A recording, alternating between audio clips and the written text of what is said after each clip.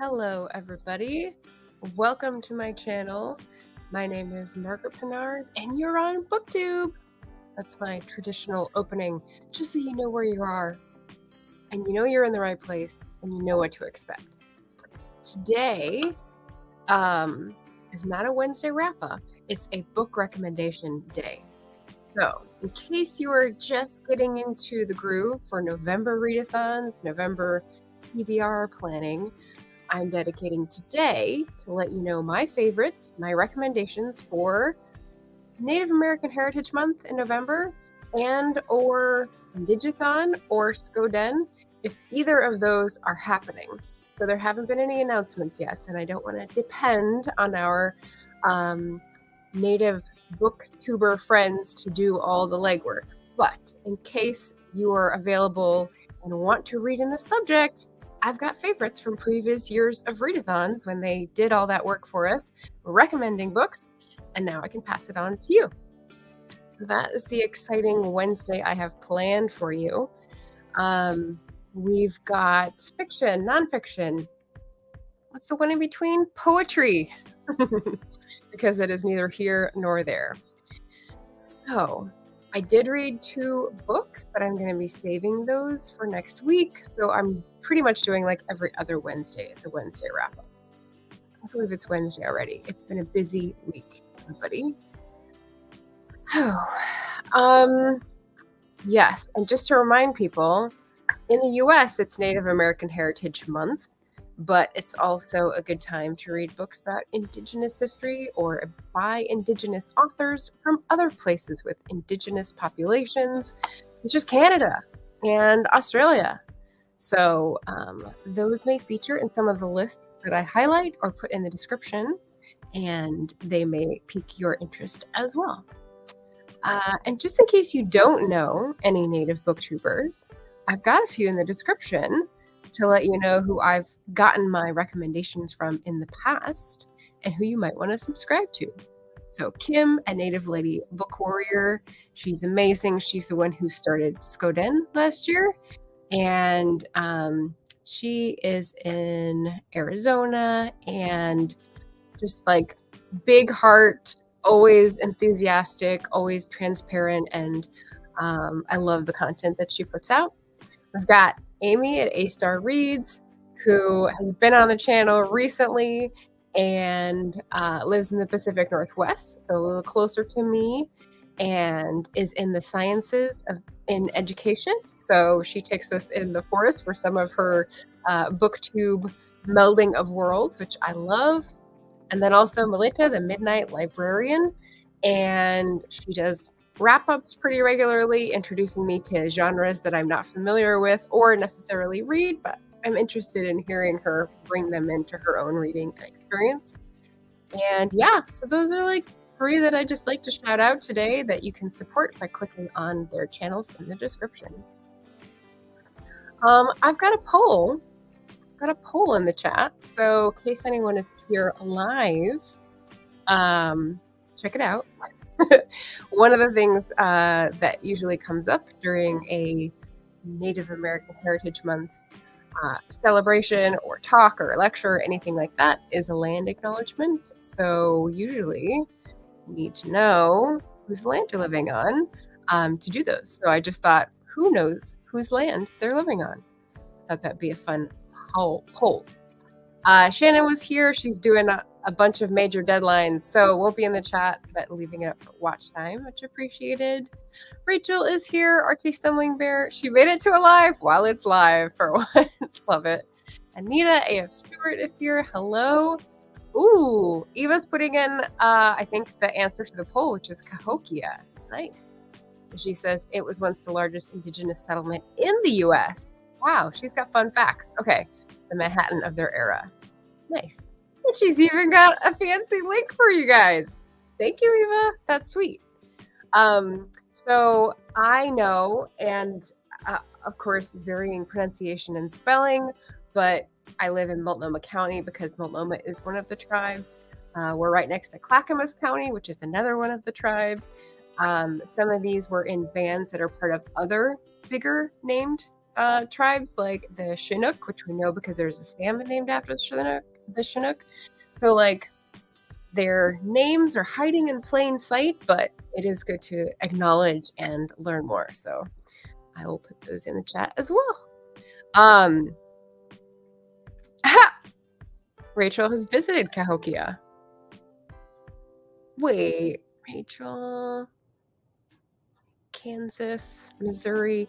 Okay, see, that's close. That's close. I was having to locate you both in my map of booktuber locations. Nice. Nice. Okay, so today for you, I've got 8 books that are favorites. I've got 4 digitally and 4 physically. And you can find reviews for them all in my story graph or on previous book wrap-ups. You just have to like search the title. These are books that I have read all since starting the Booktube channel. And so they should be documented. So let's start off with a 5-star review. So this was read last year. People can probably recognize it. This is, when I got it in hardcover, The Firekeeper's Daughter by Angeline Pooley. And it's a young adult. Oh, the backwards thing throwing me here. Reese's YA book club. It's labeled as young adult, but it's not like teeny bopper. There's a lot of heavy subjects that are dealt with in a very delicate way.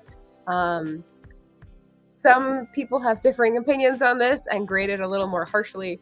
But my review, which I dipped into to remind myself from last year, was that it was propulsive. It was talking about a lot of benefits of being part of the community, as well as the challenges and everyday struggles. And so I thought it was a pretty balanced way to present to an outside community the things that people are grappling with on a daily basis.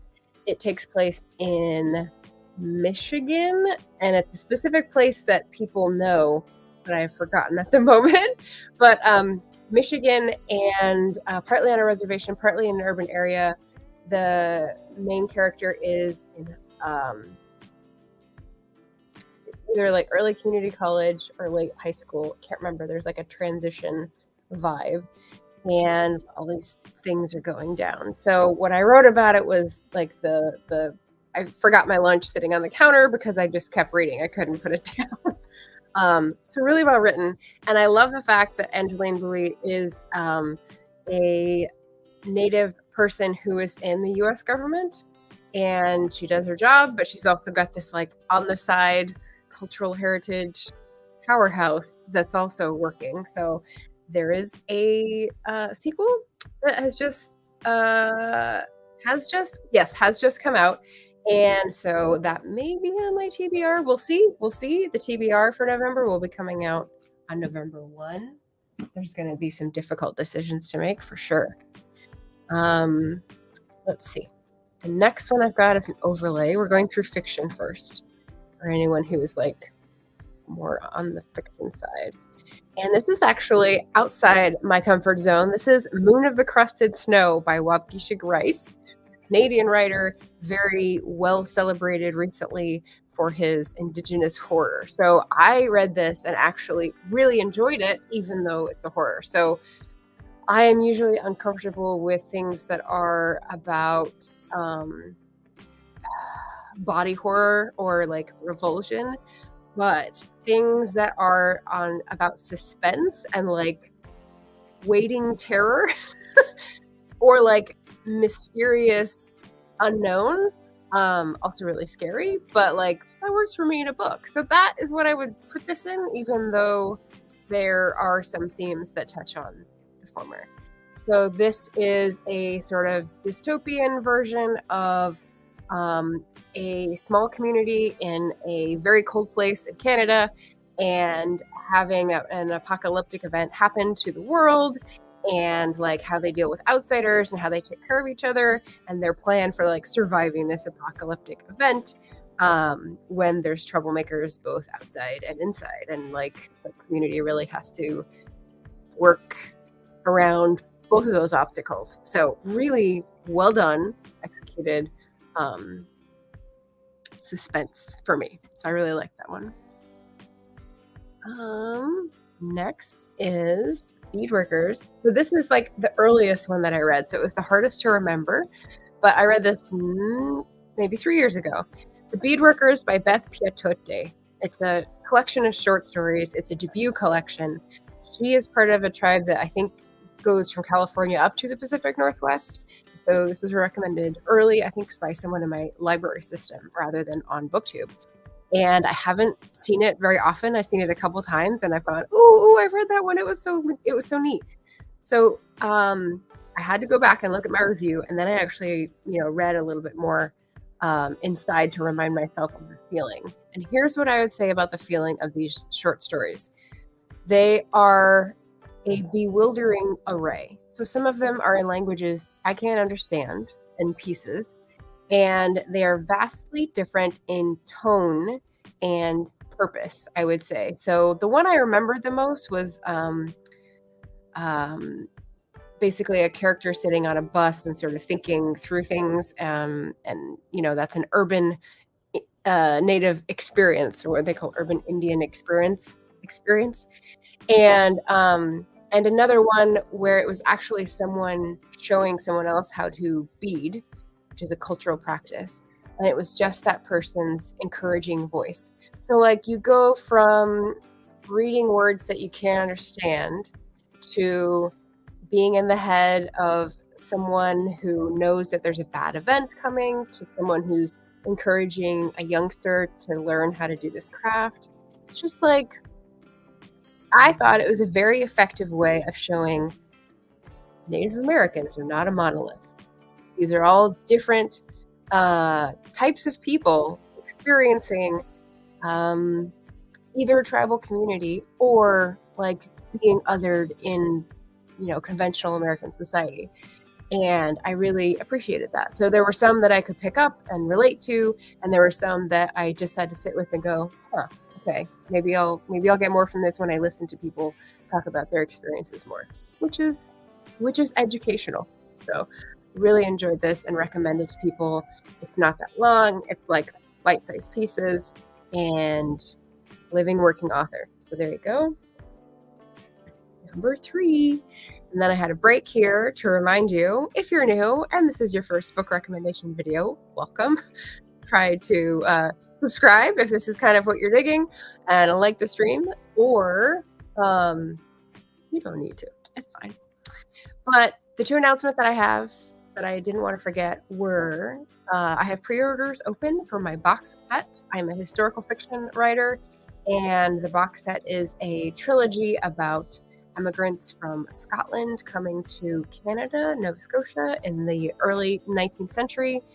There is some First Nation representation in it as part of the diverse communities that were on Nova Scotia at the time. And so I felt that was important to include, but I did not inhabit those characters. I just tried to show them from my main character's viewpoint and the sort of struggles with understanding and coexisting that would have been true in that era.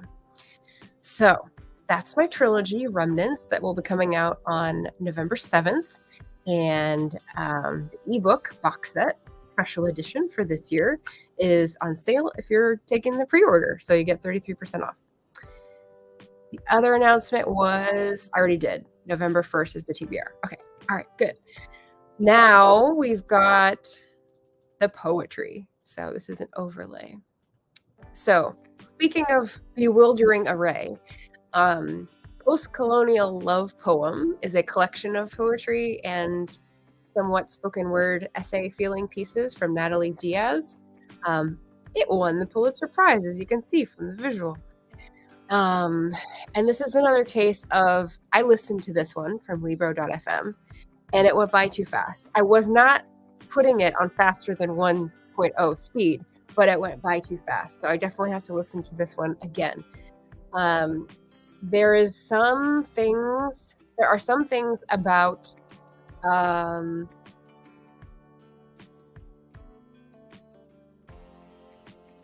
don't want to say post-colonialism, because I'm reading this other book that's proving to me that it doesn't really exist.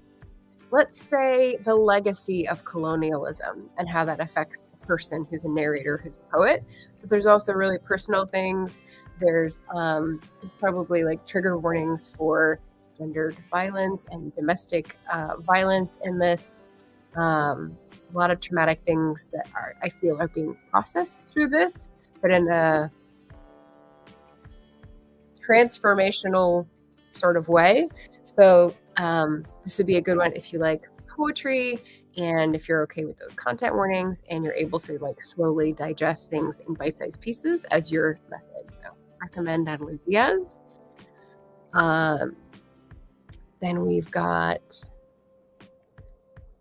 the next one is not an overlay, so let me take that down. Well, let me check in with the chat first, the poll. Okay, so they're talking about Cahokia. Eva says the museum is currently under renovations. About time, as it's great, been largely unchanged for a long while. Emma popped in and liked the like button. Yes, very excited to see the covers. The cover has been revealed. The box set cover, not the individual covers, because those are still being worked on. But yes, let me close the poll so we can move on to the question of the day. Wow, everyone who voted says yes, they can name one of the tribes at least whose traditional land they live on. That's fantastic. That's fantastic. All right, so the question of the day then, I'll pop up from the last few books. Forget the Roman Empire. How often do you think about people who used to live where you do? Or will come after? And this may be especially poignant for those folks who are like ghost story and haunted house readers, because maybe you think about people who lived in the house where you used to live, but also the bigger picture, like how often do you think about people who lived in the area where you live? I would say almost never. I don't think about it in that way. But yeah, just to highlight the point that Native Americans, Indigenous folks still live in the areas where they traditionally live, just in a different way often. So yeah, but something to think about, something to highlight. Okay, so last 3 books. I've got this one, which blew my mind. Mind Spread Out on the Ground by Alicia Elliott. 2 L's, 2 P's. And I loved the cover. It's a beautiful cover. And I will be circling back about Alicia Elliott and 2 other folks because they have sequels that may be on my TBR. She has one that is just coming out this month. So very exciting. This is the nonfiction section, right? And this is a memoir, but it is sort of creative nonfiction in the way it's written. She's sort of trying to figure out her own diagnosis. And so she goes through these essays recounting moments in her life and like how she's coming to understand pieces of her life placed in the context of how we understand medicine or how certain people are treated in the medical field or how poverty relates with self-esteem sometimes, or like what treatment you can get, and all sorts of cross-cutting issues, but especially relating it back to mental health. So Mind Spread Out on the Ground, not my experience, but fascinating to read about and very, I don't want to say relatable, very accessible to people who wanted to learn about this and hear their voices. So yeah, so she's coming out with a fiction book now that she has this memoir out and it's done so well. Let's see, we've got 2 more. The next one's an overlay, which is Unreconciled. So this is by Jessie Wente, another Canadian writer, Family, Truth, and Indigenous Resistance. And I chose this. I've read a few memoirs by people in First Nation tribes in Canada. But this one struck me as more relatable for me because the author is younger and he's Gen X. And he's going through things with the lens of closer to a millennial, right? So you're on the cusp of using technology in your daily life, and you've got this divide between like your family heritage and the sort of expectations of people in your family of what you should be doing. And then the other side, you've got what you want to do. And in his case, he wanted to be a movie critic, and he went to school for this. And, that's something that is more like plugged in and urban and with the media. And so there's this sort of gap of how does he combine the two. He also talks about prejudice, living in a big city in Canada, and how he's interacting with the police. I also remember a really spectacular passage about race where he was participating with others in his community to run together and like pass something on through a really long race, and they would get into a truck and spend days running along with each other. So like community forged bonds, but also the heartbreak it takes to have different kinds of identity and try to pull them together. So yeah. And I think Jesse Wente is actually famous in Canada for being on a like BBC or NPR type show for a long time about movies, but I don't get that here. So that's not my experience of it. I'm just listening to his recounted tales about school and education and reservation experiences, urban experiences, and prejudice in the workplace, that sort of thing. So really fascinating look, and I really liked this more. So I recommend it. I've got two more. I've got one that I've already recommended this week. So let's say hi to RC. Oh, okay. Okay. All right. And Rachel says, as I love sci-fi, I often think about who will come after. That's what I thought, right? Because I thought, like, number one, you could be people who think about haunted house or ghosts or people who were there before who, maybe hanging around if you're into that. But the people who come after is like a sci-fi movie or a book. You're thinking about yourself as an other, and you're taking a different perspective. And that is so valuable. And I think that's like what books really are meant to make us do, right? So I love it.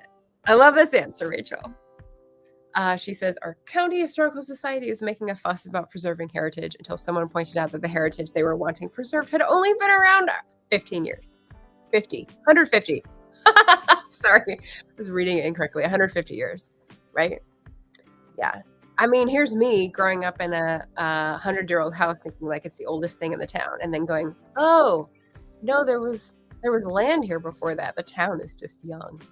It's just sort of this American mindset you have to like take off when you learn about the rest of the world, or the world where you are that is the rest of experience, really. Good stuff.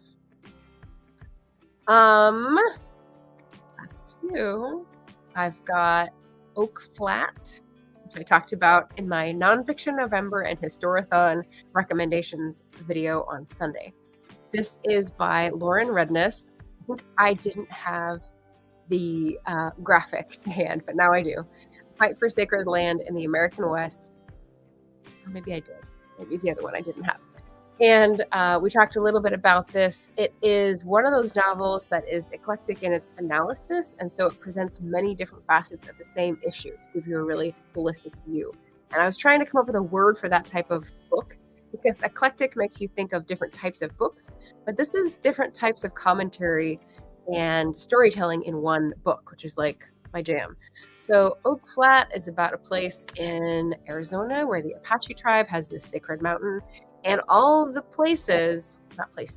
all the attempts by settlers, colonizers, to appropriate the land, the traditions, the sacred space, the clean water, any water, in order to reap profit from the land. And so it's about an environmental sort of look, but also about the history of the tribe who is trying to assert its sovereignty, basically, which you may hear the term unceded land, meaning like there are treaties that have been broken. So in that view, like in that world that is legally on paper the real view, like this is unceded land, it should be ours, but people now have things that say it's theirs. So like, what are you gonna do? So I have found a couple really great resources. One is from De Anza College, which I'll pass out when we get to November, and one is from Good, which is like a news site that is about good news instead of catastrophe news, but it also has like highlights of struggle. So, you know, a well-rounded view. Anyway, those are coming, but we're on book recommendations now. Back. So Oak Flat, fantastic book, and a fight that is still going on, resistance that is still working its way through the courts. So hopefully we'll hear more about that. And final book. Anyone guess what it's going to be? I'll wait 5 seconds to see if anyone can put in what Indigenous activist whose book was huge might I not have mentioned yet that would be, if you haven't read it, a fantastic book to read this November. I don't know. What can it be? It's not an overlay because I have this one in a physical copy. Anybody? Dun, dun, dun.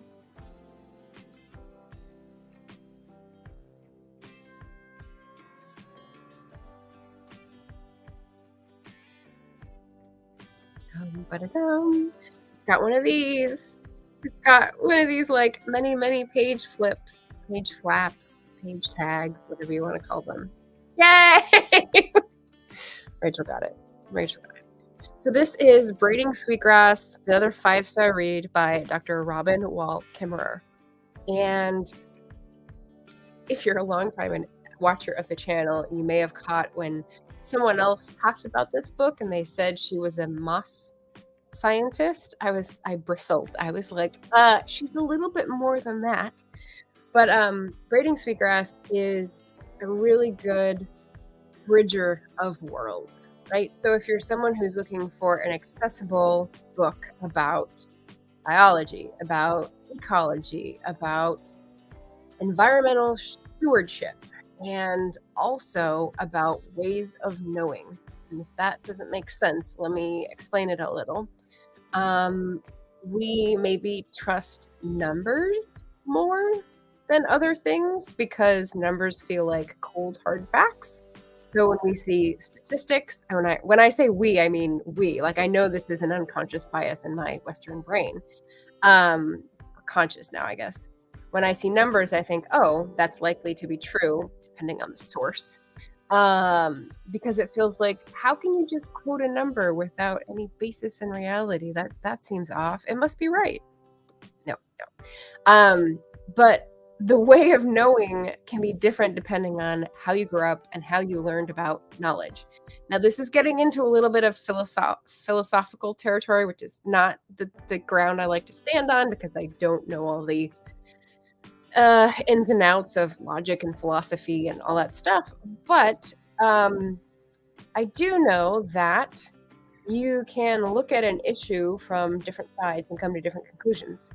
And ways of knowing is kind of how that is explained.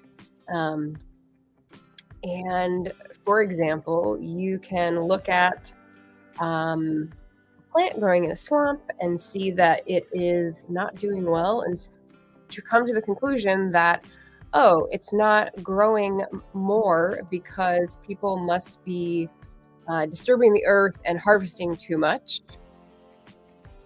Or if you are familiar with that plant because you grew up with it and you have a regular seasonal habit, tradition of going to harvest it, and you didn't that year and you recognize that it's because it needs to be harvested to be spread, you draw an opposite conclusion. So like, it's very useful to be able to hear another side of the argument. And what Dr. Kimmerer does is sort of bridge these glasses, basically lenses, and shares her study of sort of her PhD level biology knowledge with how she has learned in her Indigenous community how things work, what they depend on, what things work together, what things are out of control, things like that. And so I really, really like this. It's not academic at all. It's not moralizing at all. It's a lot of very gentle essays, observations, storytelling that relate scientific facts as well as truths about nature for her, history of the different tribes she has lived and worked with, because she's moved around a lot for her like residencies or studies or whatever they're called for scientists. And it's just a delightful voice. So this is one I definitely want to read again, and I put that in my review. Like, I want to read this every year. We'll see if I get to it or if I try to read something new this November, but definitely recommend it if you have not. And I hear the audiobook version is really good, but I can't do multiple versions of things in my budget. So we're going to stick with that. So that is, did I go with 6 or did I go with 7? 1, 2, 3, 4, 5, 6, 7. 7 books. So yeah, this is book recommendations for Native American Heritage Month, but that can be expanded to Indigenous heritage across the globe, wherever you are, because these are populations that have traditionally been marginalized and oppressed, and their voices deserve to be heard all year round. But if we can do a little bit of work during one month to push the ball out a little further and get people outside their comfort zone to learn about other perspectives, I think that would serve us all well. Yeah. So, that is about it for me today. Thank you for joining. Thank you for listening. I hope you pick up one or more of these. And if you have other recommendations, oh, I forgot to go over the new releases. So, Firekeeper's Daughter has a sequel out. It is called Warrior Girl Unearthed by Angeline Woolley. That is available. Alicia Elliott has a fiction work out called And Then She Fell, which just came out in September. I'm very excited about that one. And is there a third one? What was the third one? Oh, I saw that Wabgishig Rice just had a book either drop or be announced. And so I think people have early review copies, but it might be coming out next year. So Bruno the Crusted Snow author, also fantastic. So look out for that. I think that is everything. Anyone else got recommendations they want to fling at me before I head out? Rachel got The Guess in 1. And Estelle, hello. Hopping here to say hi. Wish everyone a wonderful evening or day, depending on your time zone. Thank you. Well, I think that's all for us today. So thanks for joining. As usual, I am here Sundays at noon and Wednesdays at 1 Pacific time. So I will see you on Sunday. I've got 2 things on Sunday, actually. I've got a writer craft book review that will be going out, as well as a book tag inspired by Emma Bennett, because she tagged me, and it's the AuthorTuber book swap tag. So if you're interested in being tagged for that and swapping a book with another AuthorTuber, drop your name below. Otherwise, have fun setting up your November readathons, and happy reading, everybody. Take care.